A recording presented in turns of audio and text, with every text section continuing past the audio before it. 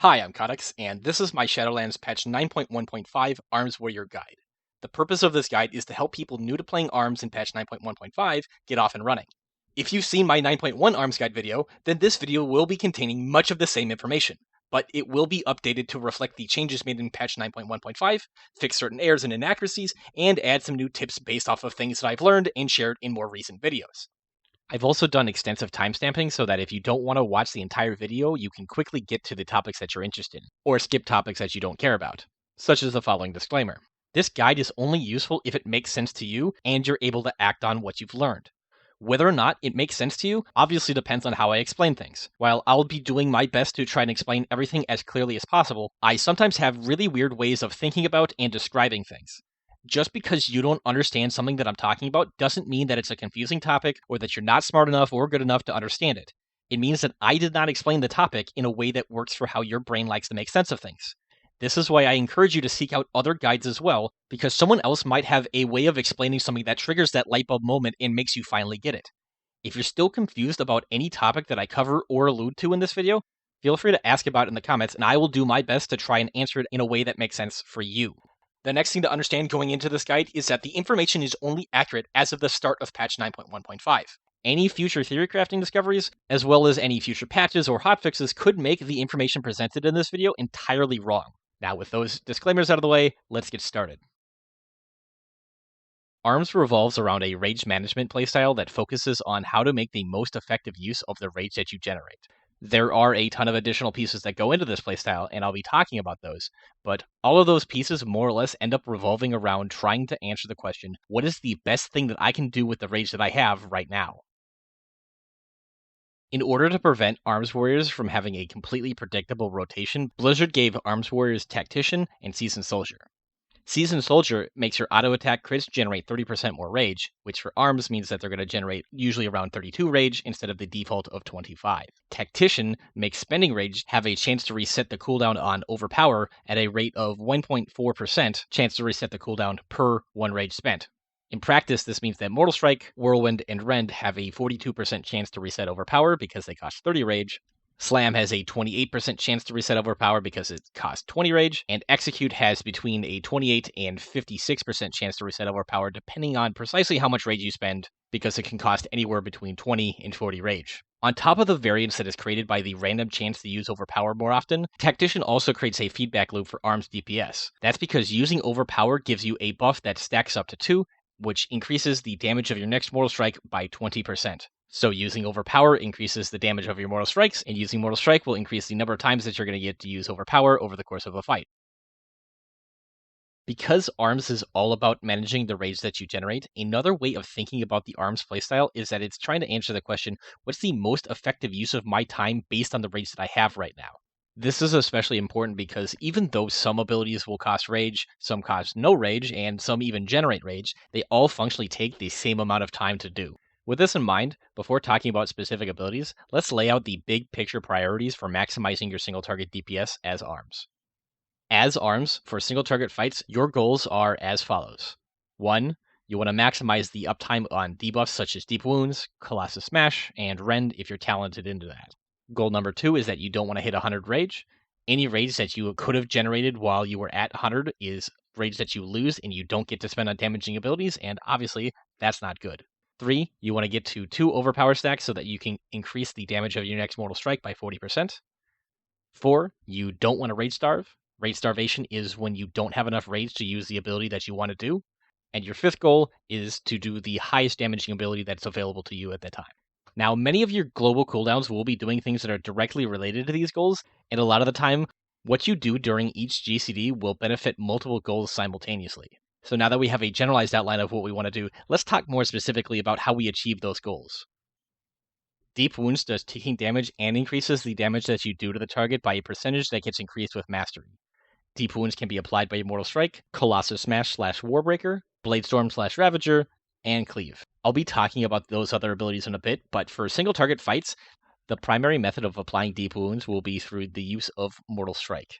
And because of the duration of Deep Wounds being so long relative to the cooldown of Mortal Strike, you're not going to really need to worry about the duration remaining on Deep Wounds. However, during execute phases, depending on which legendary you're using, You might not be using Mortal Strike nearly as often as you would normally, so in those cases it would become important to track the duration of deep wounds. Next, whenever you use Colossus Smash or Warbreaker, it applies a debuff to the target that increases their damage taken for 10 seconds. I'll be talking more about these abilities in the cooldown section, but in general, you want to apply this debuff as often as possible. If you're talented into Rend, then you will need to reapply it shortly before it falls off, and I will be talking more about that in a little bit as well. Once you've done all these things related to managing your debuffs, then the next step is to not rage cap yourself. And really, not rage capping should be one of the easiest goals to accomplish, because as long as you're following the ABC rule, which is an acronym for always be casting, then it should be exceptionally unlikely that you will ever rage cap, because you're frequently going to be spending between 20 and 30 rage. And in the vast majority of circumstances, the global cooldown will be much shorter than the time it takes to do a melee swing. Next, because Overpower has a baseline cooldown of 12 seconds, whereas Mortal Strike has a baseline cooldown of 6 seconds, the only reasonable way to ever get 2 stacks of the Overpower buff is via Tactician procs, which means that you're going to need to be spending rage in order to get those procs.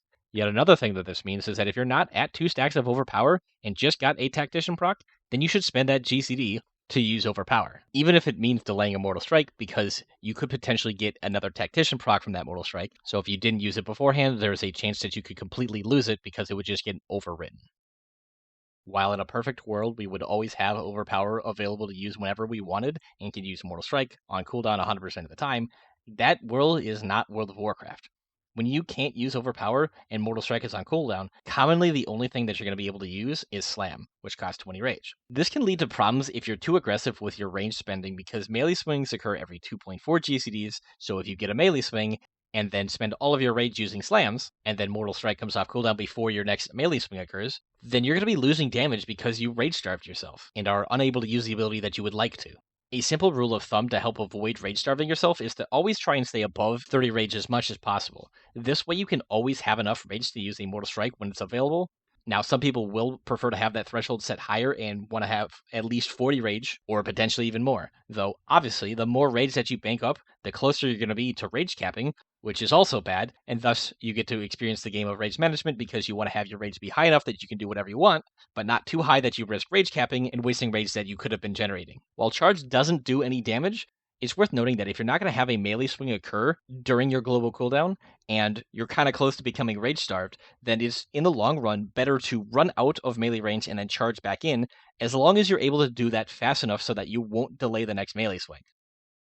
Once you're at 2 Overpower buffs, you have your debuffs applied, and you're confident that you're not going to rage starve yourself or rage cap, then what you should do with your GCD becomes a simple question of, well, what ability does the most damage? So let's talk about that.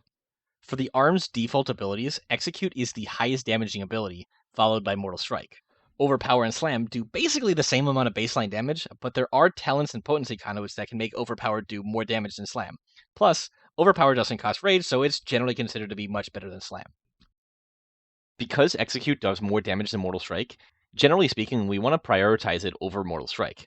And on paper, it might seem like we wouldn't need to care about Tactician procs during Execute phases, since Overpower doesn't buff Execute. In reality, because Execute costs a lot of rage and does more damage the more rage that you spend on it, the best thing to do is use Overpower in between Executes in order to give yourself time to have auto attacks land and generate more rage.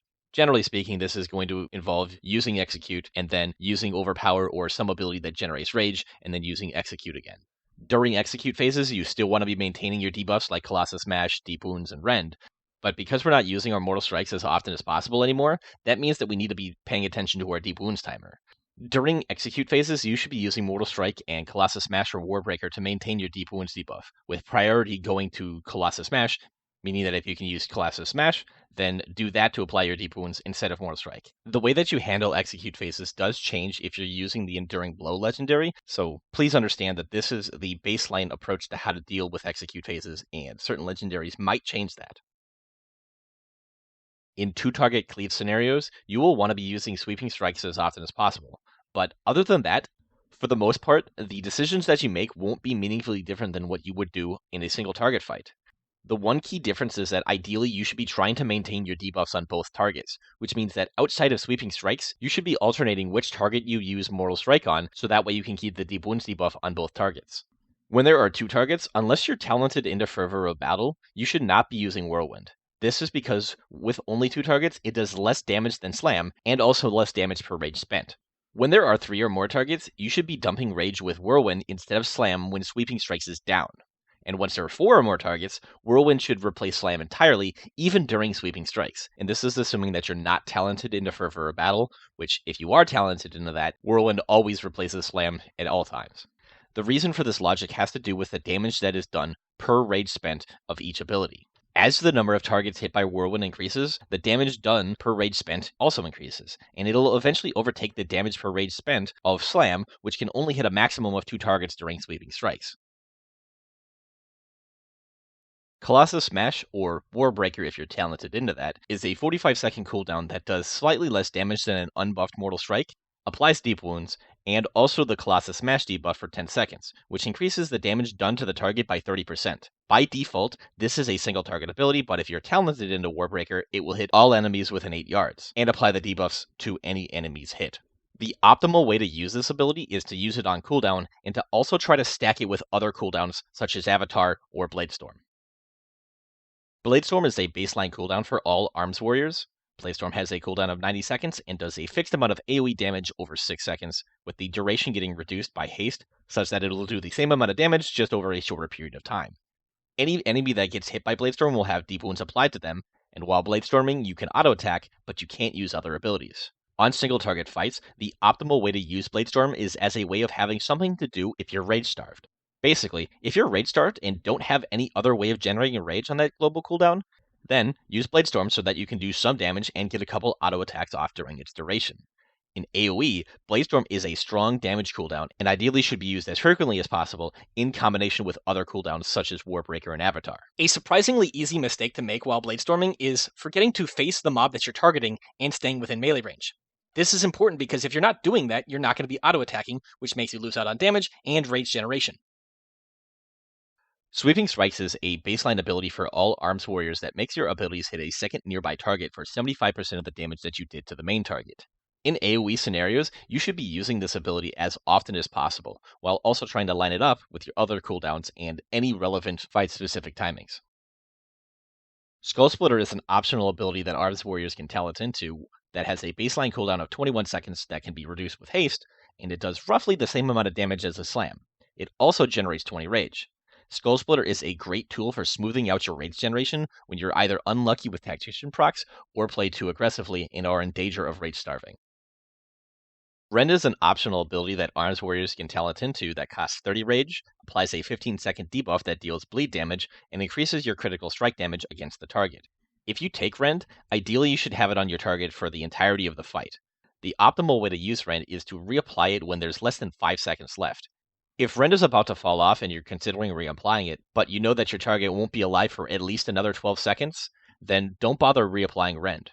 In 2-target cleave fights, the optimal thing to do is to make sure that you reapply Rend just before Sweeping Strikes ends. Doing this should allow you to maintain nearly 100% Rend uptime on both targets. Something to note, however, is that there is a bug with Rend and Sweeping Strikes where the cleaved Rend does not grant the crit damage bonus. With that said, because of how Sweeping Strikes calculates its damage, this bug only really matters if you have cleaved a Rend and then need to swap to that target.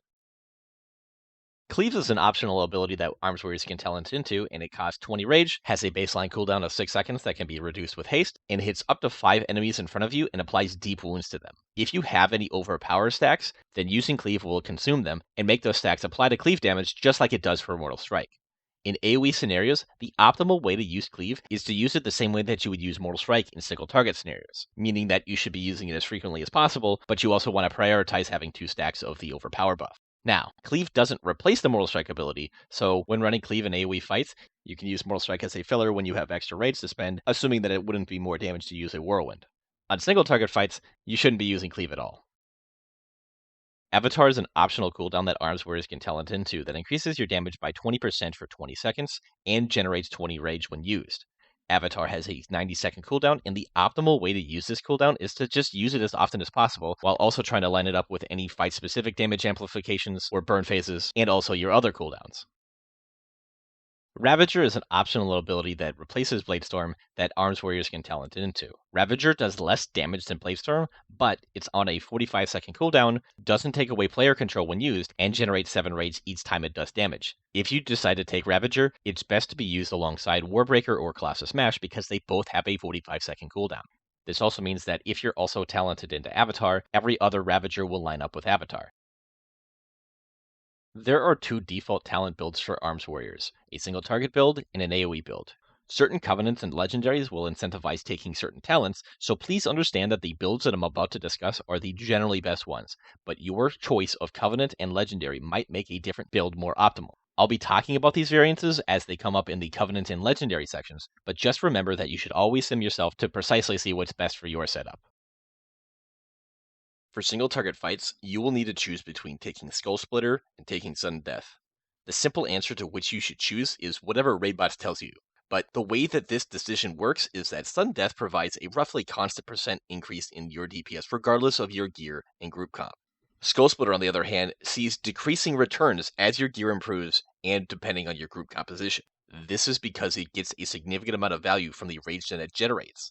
As your gear improves, or if you have an enhancement shaman in your group, your rage generation can increase to the point where you don't need an extra source of rage in order to fill most of your global cooldowns. And at that point, taking Sudden Death will definitely be better. In the second row, by default, you're going to want to take Double Time, which greatly improves our movement capabilities. In Mythic Plus or in PvP, it's not uncommon to take Stormbolt instead to gain the utility provided by the 4-second stun. In the third row, you're typically going to take Rend, which is, as previously mentioned, a debuff that costs 30 rage, it does taking damage, and increases your crit damage against the target by 10%. In scenarios where you might not get full value out of Rend, such as in Mythic Plus, especially on Fortified weeks, it's not uncommon to take Massacre instead of Rend. In the fourth row, you're typically going to want to take Defensive Stance, but Bounding Stride is a ton of fun, and occasionally there will be encounters where the AoE damage doesn't trigger the waiting period for Second Wind, which in that case can make it incredibly strong. In the fifth row, you will want to take collateral damage. Now, to be a bit pedantic for a moment, it's technically possible for Cleave to be used to apply deep wounds for less rage than Mortal Strike, which in some scenarios might be a more efficient use of your rage and therefore able to yield more DPS. But in practice, it's exceptionally rare for you to ever consider doing this, so we just go with the talent that's the easiest to play around, which is collateral damage. Also, while on paper Warbreaker should be in the same boat of having 0 impact, due to a bug with how Warbreaker interacts with our best single target legendary that I'll be discussing in the legendary power section, taking Warbreaker in a pure single target environment can be a small DPS loss. So it's just best to avoid that issue altogether by taking collateral damage. In the sixth row, you're going to want to take Avatar. This is because Deadly Calm is typically pretty garbage outside of execute windows, and In for the Kill only procs when you personally cast Colossus Smash or Warbreaker, meaning that it won't proc from our strongest single target legendary. In the seventh and final row, you're going to want to take Dreadnought. This is because it greatly increases the strength of Overpower and makes filling all available global cooldowns a much easier task.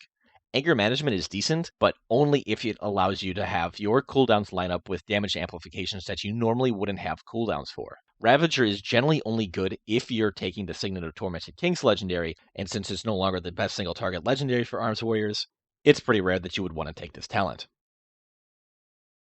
For AoE fights, there's really only two potential changes from the default single target build, and that's potentially taking Fervor of Battle instead of Rend, and taking Cleave instead of Warbreaker.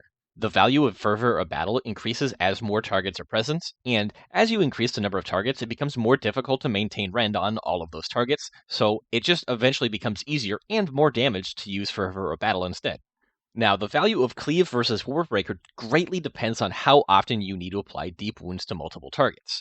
So if you're going to be able to use Cleave on cooldown or have it hit at least 3 or more targets, then it's going to do more DPS than Warbreaker. With that said, given that most AoE scenarios require more emphasis being placed on the burst damage rather than sustained DPS, plus because of how Warbreaker lines up with Bladestorm and some Covenant abilities, and because some people are lazy and don't want to swap talents back and forth all the time, a lot of the time people just commit to Warbreaker, but in the right context, it will be better to take Cleave. If you're doing a fight where the maximum number of targets you'll be able to hit at one time is 2, then collateral damage is better than Warbreaker. Something to note about collateral damage is that if your second target dies before the end of Sweeping Strikes, you're going to end up with stacks of collateral damage and only one target to hit with Whirlwind. If you have 8 or more stacks, then you should use Whirlwind instead of Slam to use those collateral damage stacks. If you have 7 or fewer stacks, it will be a better use of your rage to let those stacks rot and simply use Slam like you normally would.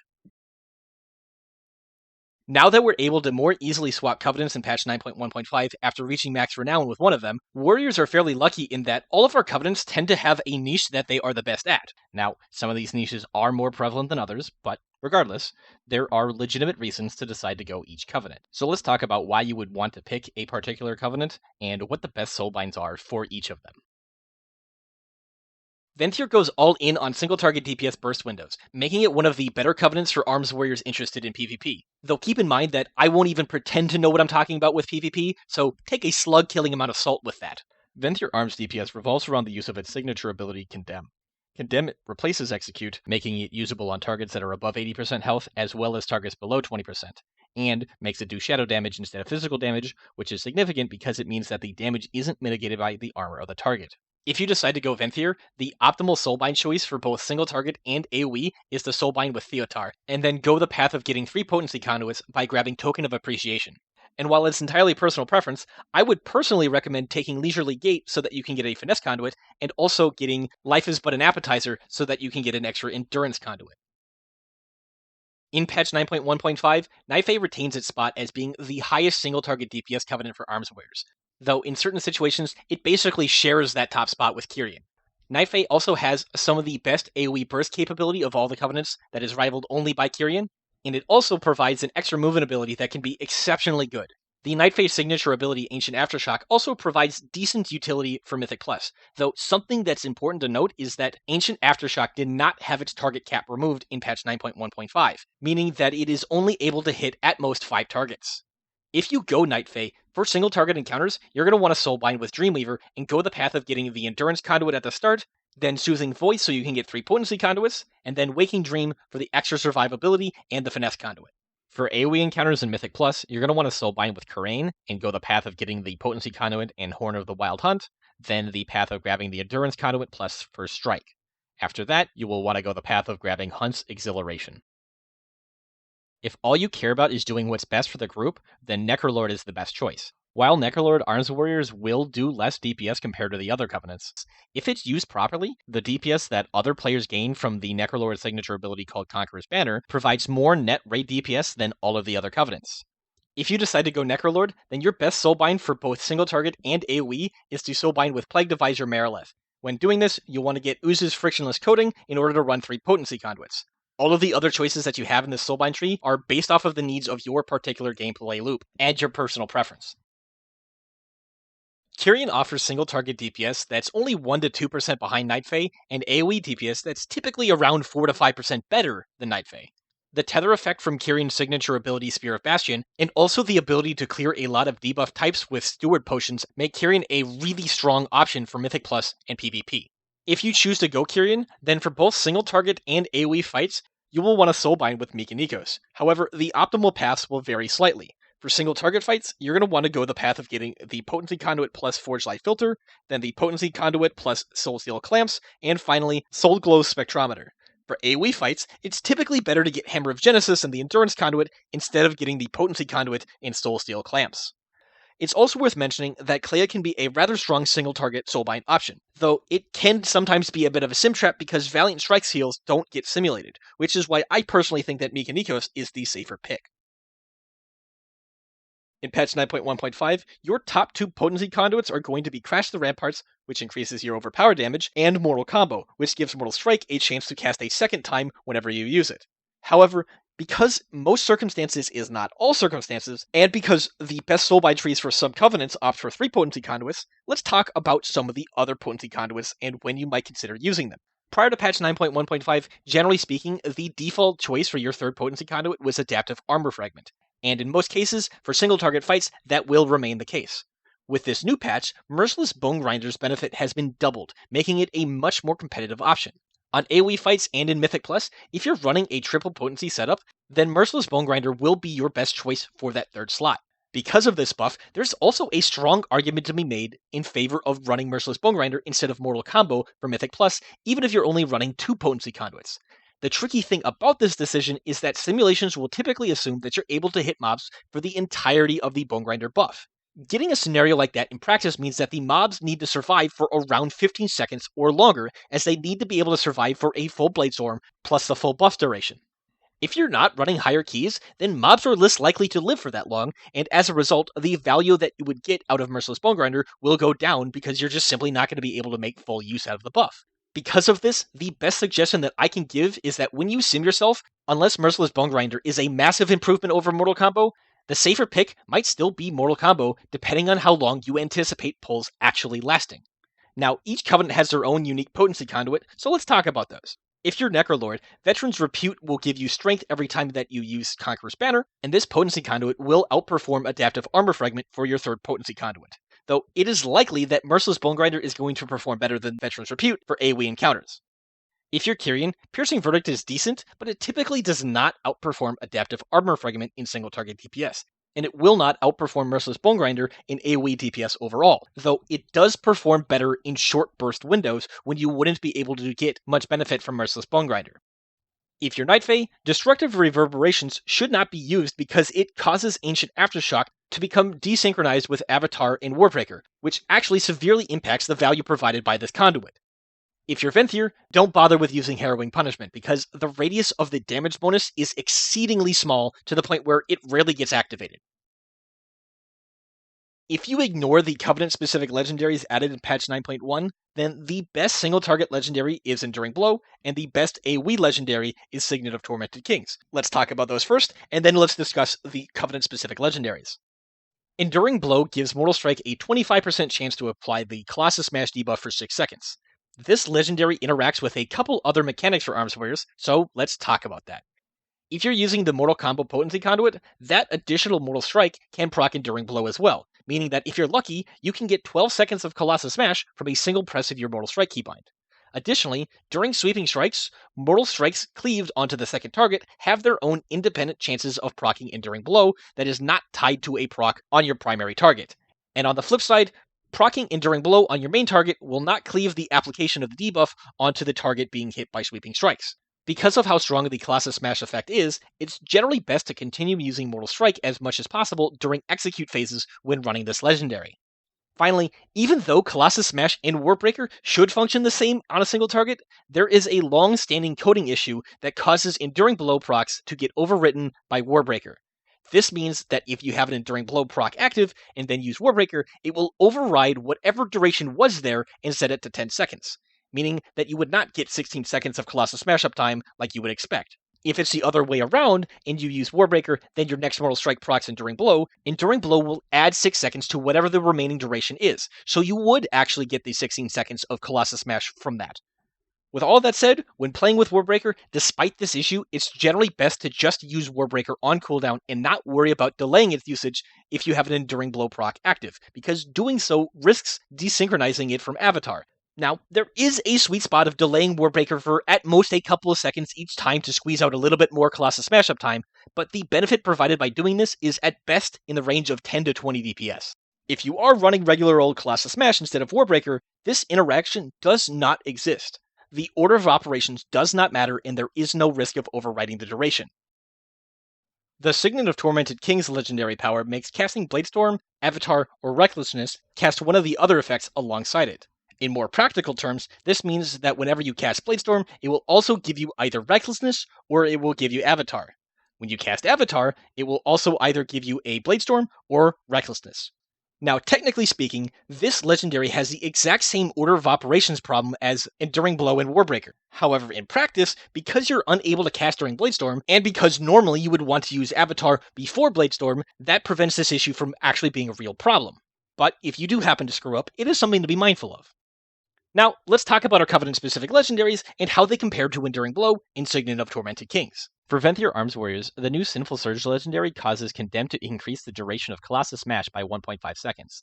This is not nearly as good as the Fury version of this legendary, and as such, this legendary is not better than Enduring Blow on single target fights, and it's also not better than Signet on AoE fights. The Night Fae legendary Nature's Fury increases the duration of the Ancient Aftershock ground effect and makes it apply a stacking dot to enemies that are standing in it.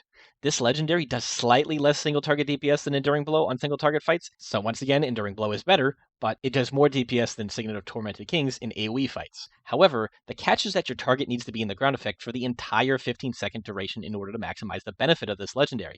It's not terribly common that a boss or a pack of mobs will be stationary for that long of time, so in scenarios where there's going to be lots of movement or where the mobs aren't going to be alive for longer than 20 seconds, Signet will outperform Nature's Fury in AoE. The Necrolord legendary called Glory makes your banner apply to an additional person and makes spending rage increase the duration of your personal banner buff. While the primary niche of going Necrolord is to provide more group DPS at the cost of doing less DPS personally, Enduring Blow is so good that it actually provides more net raid DPS than Glory. Now, there aren't solid numbers for the group benefit of Glory in AoE, but given the strength of Signet, I'm inclined to believe that it's going to beat out Glory in terms of net raid DPS as well. And as such, if you're going Necrolord, then you should just stick to the standard legendaries of Enduring Blow for single target and Signet of Tormented Kings for AoE. The Kyrian legendary Elysian Might doubles the duration of the Spear of Bastion ground effect, increasing its duration to 8 seconds, and makes standing within it increase your crit damage. This legendary is incredibly strong in AoE and beats out Signet of Tormented Kings. However, it's not particularly strong in single target, and as such, for single target fights, if you're Kyrian, you should be using Enduring Blow. If you're looking to min-max your AoE DPS, Elysian Might is the best AoE DPS legendary available to Arms Warriors right now. If you're soulbound with Meek and Nikos, then in AoE fights, you can reduce Spear's cooldown down to 40 seconds, meaning that it would line up with every use of Warbreaker, making it really, really strong. Now, your stat priorities will change depending on pretty much every single little variable that I've talked about in this video, as well as the stats on your current gear. You can run a stat weight simulation on raid boss with your personal setup to get a better understanding of what stats are best for you, but please keep in mind that there are a number of fundamental flaws with doing that type of simulation. So, in practice, it's better to just follow what Top Gear says is the best item for you. With that said, generally speaking, crit and haste will be your two best secondary stats, followed by mastery and versatility.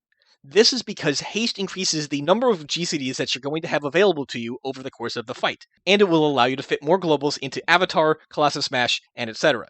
Something that I think is important to mention is that haste does not affect rage generation in the way that you might think. Even though you do more rage generating auto attacks, because you have more GCDs available, the proportion of rage generated per GCD available will remain the same. This means that if 5% of your global cooldowns get unused due to lack of rage, even if you magically got 20% more haste, 5% of your GCDs would still go unused due to lack of rage. Crit, in addition to giving you a chance of basically doing double damage, also increases the rage that you generate through Seasoned Soldier. Now, because crit makes auto attacks generate more rage, and this has no effect on the number of GCDs available to you, that changes the proportion of rage generated per GCD available. So, to use our example of starting with 5% of our globals going unused due to lack of rage, if you magically got 20% more crit, that might bring that number of unused global cooldowns down to maybe 3% or even lower. That is why crit and haste are so strong for warriors. As for the other two stats, versatility simply gives a flat percent increase to our damage, which is always good. And then mastery for arms gives us the deep wounds dot, which provides ticking damage and also a percent damage increase to targets with this dot. In practice, this dot should be up 100% of the time, so it functions kind of similar to versatility. The damage done by this dot can crit and is also affected by versatility, and its tick rate is affected by haste, so increasing your other secondary stats also increases the value of mastery. Again, these stat priorities that I talked about are generalities. All of our secondary stats are good, so do not think that just because an item doesn't have a particular stat that it is bad. Use tools like raidbots to get more accurate information about your specific stat needs. A new system added in 9.1 are what are called Domination Shards. Certain items within the new Sanctum of Domination raid will have what are called Domination Sockets, and these sockets can be filled with Domination Shards. Domination Shards are like gems, but they typically have a proc effect rather than just having stats. There are 3 different types of shards: Blood, Frost, and Unholy Shards. Within each type of shard, there will be a Damage Shard, a Healing Shard, and a Defensive/Tertiary Shard. If you socket all 3 shards of a type, then you're going to get a set bonus depending on which shard type is socketed. Now, only certain item slots can have Domination Sockets, and for warriors, these slots are Helm, Shoulders, Chest, Bracers, and Gloves. Because of how strong Domination Shards are, ideally, you should be looking to get all 5 sockets, which means that you don't want to craft your legendary on one of these slots if at all possible, because your legendary item will not have a Domination Socket on it.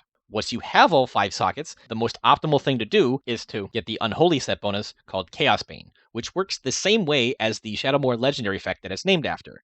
This bonus provides a stacking strength buff that will explode once it reaches maximum stacks, doing AoE damage, and then gives you a large strength buff for 15 seconds. With the remaining 2 domination sockets, you should be looking to get the Frost Damage Shard, which gives you increased damage for 20 seconds when you've hit an enemy that you haven't touched yet, and then the Blood Damage Shard, which increases your damage when you have 50% or more HP than your target. When you only have 1 or 2 domination sockets, you should first be looking to get the Unholy Damage Shard, which provides a stacking % damage increase, and then either the Blood Damage Shard for single target DPS, or the Frost Damage Shard for AoE DPS and Mythic Plus. The standard opening rotation for single target DPS as an Arms Warrior is to charge the boss, then apply Rend, then cast Avatar just before using Colossus Smash, then you would use your Covenant Signature ability, then Overpower, and then Mortal Strike. From there, you would transition into following the goals that I laid out earlier in this guide. Now, there's a couple variances to this. For example, if you're Necrolord, because Banner does not do any damage, it is better to use it before you cast Colossus Smash. And if you're Venthyr, once you've used Colossus Smash, you should simply follow the execute window priorities. There are also a lot of little nuances to the opener that could incentivize deviating from the standard. And generally speaking, there isn't a significant difference between most of the variations of the ARMS opener. So even though this is the standard, don't be afraid to experiment by switching things up a bit if you think that there's a better way. And that is everything that I think that you need to know in order to successfully play an Arms Warrior in Shadowlands Patch 9.1.5. I hope that this guide has been helpful for you. As patches, hotfixes, and new theory crafting discoveries occur and change what the best practices are for Arms Warriors, I will be making videos discussing and analyzing them. If you're confused about any part of this guide, feel free to ask and I'll do my best to help you out. Alternatively, tell me why what I've said is wrong and why my opinions are dumb. Lastly, I just want to say thank you for watching this video and subscribe for more.